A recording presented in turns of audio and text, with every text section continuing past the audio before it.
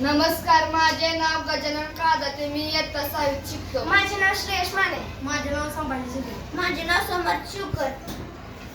आमच्या प्रोजेक्टचे नाव पवन ऊर्जा. आमच्या प्रोजेक्टचा विषय समृद्ध भारत. आमच्या ग्रुपचे नाव श्रेयश ग्रुप आहे. आज तुम्हाला आम्ही असं एक पवन चक्की मॉडेल बनवलं आहे. ते कसं केलं, काय काय अडचण आहे ते आम्ही तुम्हाला सांगणार आहोत. पहिल्यांदा आम्ही असा एक कुठेल तुकडा घेतला. तिला 3-4 वेळा कापले तरी पण ते पाते बनत नव्हते, तुटतच होते. मग लास्ट वेळेस एकदा प्रयत्न केला आम्ही. मग असे पाते तयार झाले आणि परत नंतर एक खाली एक थर्माकोलचा एक आयताकार तुकडा कापला, मग असा आकाराचा. आणि नंतर त्याला असं वेगवेगळे कलरचे कागद चिटकवले. नंतर एक थर्माकोलची पट्टी घेतली व त्या आयताकार थर्माकोलच्या बॉक्सला जोडली.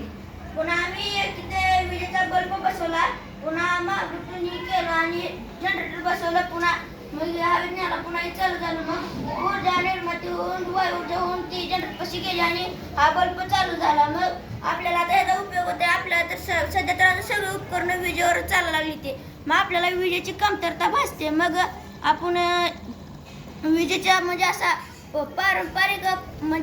पारंपरिक ऊर्जेपेक्षा अपारंपरिक ऊर्जा निर्मिती ही कायमची झाली. मग आता झाली. धन्यवाद.